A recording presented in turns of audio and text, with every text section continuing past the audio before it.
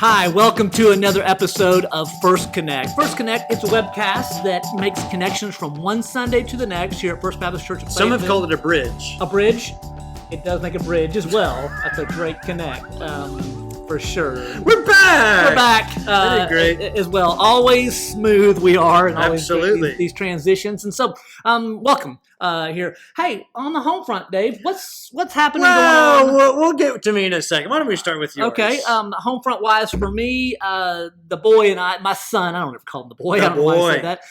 My son and I, so Austin, he has been attending Williams Baptist University for the past 4 years. He's taken a year off before he completes his degree the next year. But he and I took a road trip over to Williams Baptist University. Which is where? Which is, I'm glad you asked, because I'm sure some people out there were asking as well. It is in Walnut Ridge, Arkansas. It's over there by Jonesboro, Arkansas. There's no quick way, fast way, direct way to get there at all. But why were we going there in particular now? I get the privilege of serving as a trustee member. Ooh. Thank you. I serve on the board of trustees there. And so I was going over there for one of our triennial meetings. And so we went over and did all the meeting stuff on Friday morning, this past Friday. And I just want to be able to give a quick report that things are going really good for Williams Baptist University. The numbers are up and off the charts right now. So just over 4 years ago, when our son enrolled there, he enrolled with about 100, just over 100 freshmen enrolling in there. This year, 220 freshmen enrolled on campus, jumping up. So off the chart records with those kind of numbers, enrollments up. But things are going strong and going well on that campus. They just started kind of a new program, a works-related program to help kids go to school there. So there's a farm actually been put together on the campus as well. And so I came home with some great produce that I was able to purchase from them as well. So things are good there. And then my son and I got to have a fun 24-hour road trip together as well. So that's good stuff on the home front. But what about you, home front wise? You got a little confession to make? I was just telling you before. I'm just thankful for good neighbors. Okay, that's all you told me earlier. So but you said that sheepishly. I'm thankful for good neighbors and for the grace of God, Lance. Okay, one of those stories. So what did you do? My wife went for a walk Saturday. Okay. Mm-hmm. She was gone for a while. She must have really enjoyed that walk. I mean, it was like an hour plus. Okay. Which means I had sole charge over 4 children at the house. And I've learned a lot in ministry about delegation. Oh, that's what you're going to call it. And thought I had delegated charge of my youngest son, John, who's the one who specifically needs to be watched, to my daughters. Okay. My daughters who had trickled individually around the corner to the Sism's house, let's say 300 yards away out onto the main road there. Yes. And got a call from my wife from her walk, painting a little bit, if you will. But she was informing me that she had received notification that our son John was walking, our 3-year-old son was walking around to the Sism's house. And then I kind of freaked out, got out there, and I met Miss Brittany. Thank you to the Sisms for walking good John. Neighbors. Another neighbor between us, a buddy I've made just a couple doors down, was like, yeah, I engaged and talked with John a little bit while he was out walking in the middle of the road. Middle of the road. So not the side, not the yard. I'm just thankful he's okay. We are working out our contingency plans for those necessary times when mommy is gone. Daddy's going to try to do better in the future because we're not going to go down this road again. So that's what happened at the house. Look, I'm transparent. I'm an open book here. I know what it is to fail as a father. I just want to say that. Lance, what's been happening at church here, buddy? Well, if that's the worst thing to do as a father, I actually left my son behind one time somewhere. Again, the story to be told another time as well. But I get it. Sounds like John's going to be, he'd be great to be like neighborhood security. Yeah, something like that. Training him up for that. Neighborhood patrol, if you will. Yes, for sure. Well, hey, church happening. So on the home front here at the church, things that are happening, lots of things, kind of new ways are happening for us as well. Starting a second venue for our Sunday morning worship service at 10:30. Second venue will be in the in Mitchell Hall, which is like our fellowship hall or our gymnasium as well. And so we're going to have a second venue down there where the worship will be going on in there at the same time it's going on in the sanctuary. So we're going to have live music in there. You are going to be a part of that. So we're going to have a second kind of another worship team happening down there leading live worship in that room. What's that going to look like a little bit? Can you give me a feel for it? Yeah, man. So, some stuff is going to be taking place this week. They're changing up some projectors. We're actually changing out projectors in the sanctuary, taking the old one from the sanctuary, going to mount it down in there in the gym. Okay. So we've got projection taken care of. They are reworking the sound down there so that the sound is going to be good. Okay. And man, I think we're going to be doing a similar set to what they're doing upstairs. It's just going to be done in a little bit different style. Yeah. Very, very different rooms. Yeah.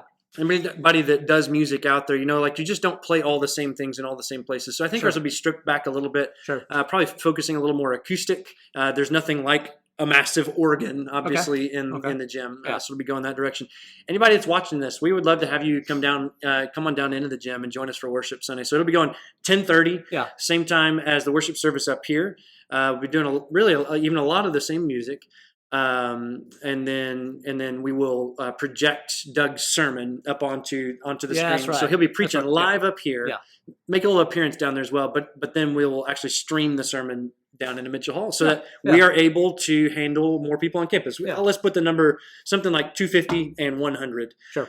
So we can cover maybe something like 350 people in worship. Yeah, you say that, Doug. Doug will be preaching in the sanctuary. That's where he will be live. But I'm telling you, he wants to be as close as possible in two places at one time that he can, right? Yeah, absolutely. He's planning on being in the in the second venue earlier in the worship service, that's right, doing some welcome and being a part of that worship time. So Doug will be in two places, not maybe so much at the same time, but he'll get in two places during that same hour. You'd mentioned this before, but I think we're going to need to take a look at what shoes he rolls with this week. I'm thinking, like if we were in the 90s, I'm thinking he'd be putting on the Reebok pumps down there. For sure. Because there's going to be some serious running back and forth between the two locations there. Yeah, he may, if he has a little pant in his breath when he preaches, it's because he You'll understand. maybe just ran up. That's right. And all quick wardrobe change. He wasn't out there at another church. He was here at the same church, just in the other location. Just in case you're wondering, where's the pastor who's preaching today? He's actually down there, but he'll be up here quickly. Yeah. But we really are. We're looking forward to having that second venue because what it will allow us to do is continue to have the good communal worship experience together. So just taking our second largest space so we can get as many people here as possible, spaced as well as we can. Yeah. We're looking forward to it. Yeah, it's going to be good. I'm hoping to get maybe even seeing a few people back on campus here for worship that we haven't gotten to see yet. Yeah. So other great church happenings going on. So we haven't had our Engage worship service on Sunday evenings at 6:00 in person since March, right? Been a long time. And we're going to continue in that same vein, having the Engage opportunity, that worship service time at 6:00. Still online, still happening, but there's going to be a newness to it, right? Well, there is. We're going to kind of change the structure or something. And in fact, everything we're saying here is fresh, hot off the presses. Yes. Really, this is an unauthorized segment altogether because this stuff is not finalized at this point. I don't know that these are ever authorized segments. But this particular, this particular staff meeting leak is of today is that Engage will be moving from something more like a worship service to it's going to be Bible teaching. Yes. With Josh Malden, although that's a lousy name, Lance. Yeah, we think it probably should have a new name, at least during this time frame, for sure. So I don't know about some names that we should call it. Maybe we came up with a couple of thoughts. I'm thinking. All right, so we think this is going to be Josh teaching somewhere between, let's say, 30 and 50 minutes. Yes. And he's going to be teaching on what we believe, by He's the a way. Great teacher. He's a great teacher. So he's going to be going just basic doctrine, like what do we actually believe about God, about the world, about sin, about Jesus, about the church, about all these things. Yes. So he'll be talking about that. I'm thinking a good title for what this is going to be, though, will be Deep Dive with Dr. Smooth. Dr. Smooth. That's what I'm thinking. Because he is. He absolutely is. He is. Maybe Maybe the Malden Lectures. Oh, the Malden Lectures. That sounds a little professorial. Professorial, yeah. Maybe get the patches out on the sleeves. Well, I got a jacket he wears. We were talking about that. He's already grown his hair out like a professor right now. He has. I'm thinking get a little bit thicker rims on the glasses. Round. He has the patches, I think, on one or two coats. Okay. He'll be ready to go with that. We also have hot off the presses. Inside of from Doug here. He's actually talking about the same thing. What are we going to call this? His suggestion was MC Malden Teaches Truth. MC Malden Teaches Truth. And then actually Josh responded back in with engage-ish. So we don't know what it's going to be called yet. Not so smooth, Dr. Smooth. But maybe you have a good idea. We would love to see your comments here. If you have a good idea for this Sunday night series, it'll be recorded beforehand. We'll premiere it on Sunday nights at 6 o'clock. This will be Dr. Malden throwing down on some doctrine at 6 o'clock. We'd love to hear your names for it. Yeah, in all seriousness, it will be a great teaching series and kind of a different format. So a good time together. You said premiered at. Yeah. Okay, so we all know what the word premiere means. But what does that mean in the sense of online streaming that happens? Because I've had people ask me that question. I see these premiere videos. Premiere? What does that mean? So a premiere is something that we record beforehand. Okay. And we say we want this to post at 10:30 or at 6 o'clock or whenever, so that we put it out there and everyone can watch it at the same time, just like we were going to the movies together or just like we're all watching something that's actually being live broadcast. When you see it premiere, though, that means it was recorded beforehand, but we're all able to watch it for the first time right there together. Okay. So that'll be I've had people asking the question. Thanks for clarifying that. Other church happenings, some of our church members, a lot of our church members are connected with Disaster Relief, which is an organization that does exactly that, provides relief during disaster times. Right. So we recently had a hurricane came through Louisiana in that area, so some of our church members went down, in particular your parents. So Kurt and Karen Powell, that's right. They went down with the disaster relief group along with Rick Tannenberger. That's right. Those are the ones we know for sure. There may have been some more, but we know those three. So they went down there, and so they're pretty. There's always incredible, awesome things that happen amongst the serving. And so your parents participated. How did they participate? So my mom is a part of the meal preparation crew, I believe. Yeah, they have these massive food trailers that serve out thousands of meals. So she's a part of that, and actually a good friend of hers from Central Arkansas was a part of that as well. And then my dad, and I'm assuming Rick as well, we're part of the chainsaw crew out there doing serious work, clearing all kinds of debris from the hurricane that went through. Yeah. It's a pretty cool ministry. And so your mom shared some kind of, maybe some of the data and facts about what happened there. Some incredible ministry goes on, just serving folks and helping folks and getting the gospel out. So that up over 100 people professed Christ in the midst of this. That's a big part of why our disaster relief people get out there and get after this. Yeah. It's a cool thing. It's a cool thing. It's awesome to see them go meet the physical needs of folks, but have the opportunity to give and share to those spiritual needs as well. And so the disaster relief team. So those of you that serve with the DR teams, thanks a bunch for doing that and going. On moment's notice, really, they go on those things. That's right. Get the call. We're going. Kind of have to do that.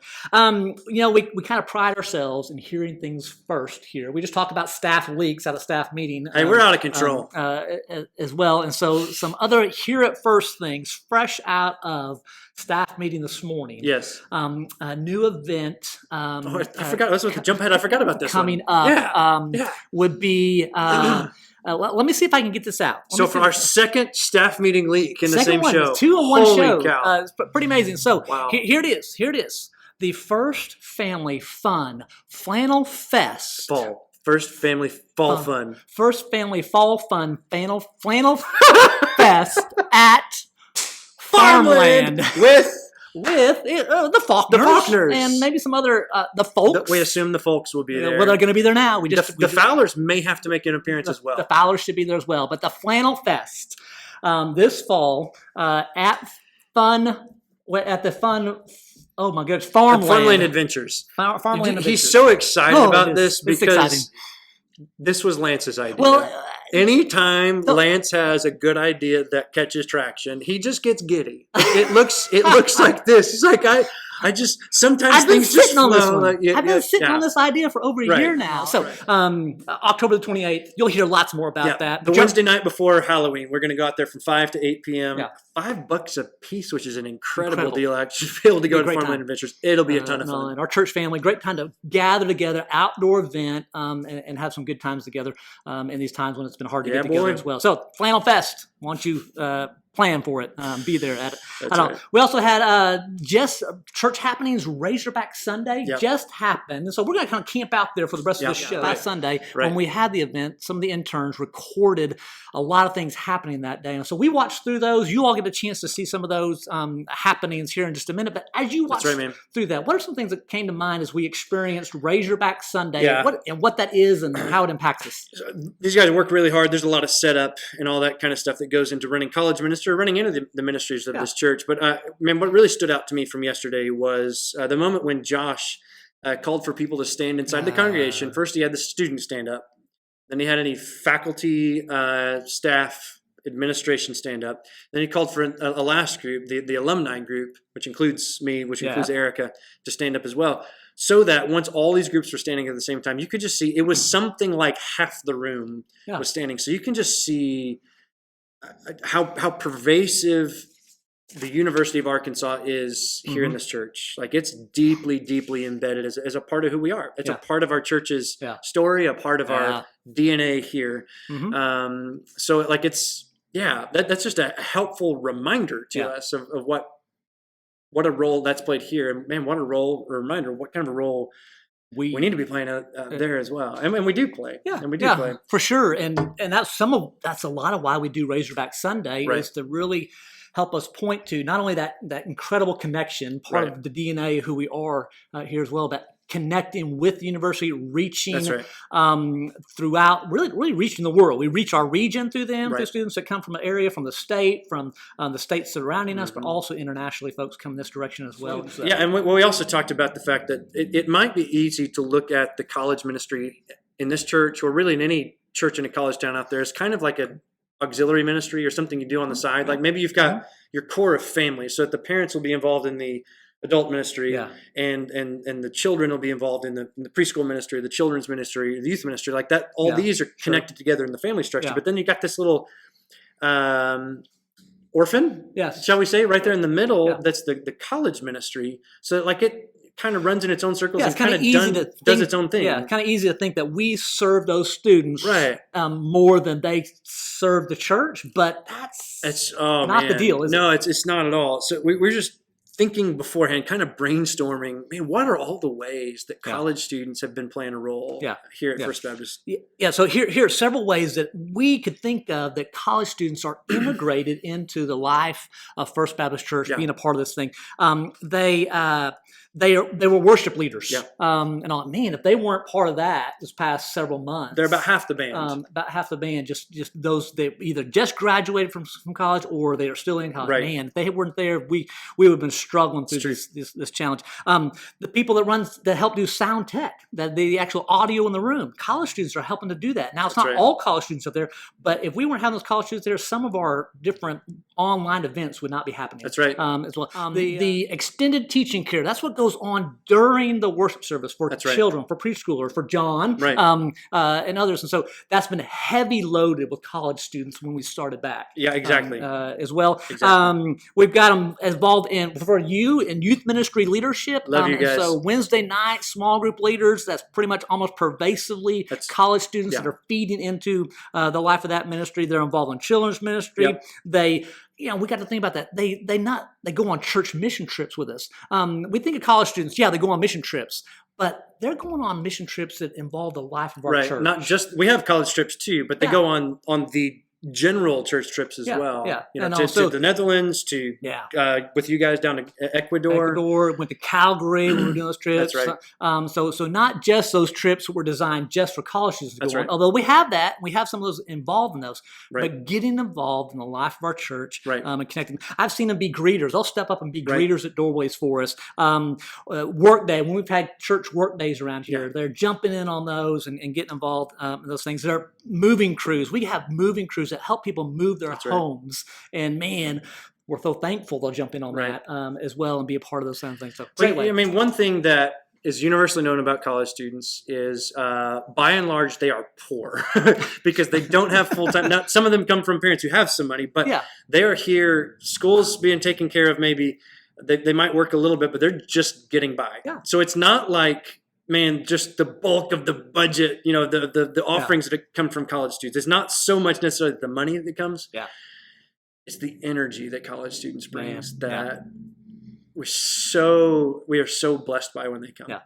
And so when college ministry is in a good and thriving rhythm and there's vitality there, it's a lift to every one of us around. Yeah. So college students, we love you guys, and we are thankful to have you part of our church. I'm glad you're here. So we hope those of you watching that you enjoyed this, maybe a walk through Razorback Sunday with this video. All right, enjoy it.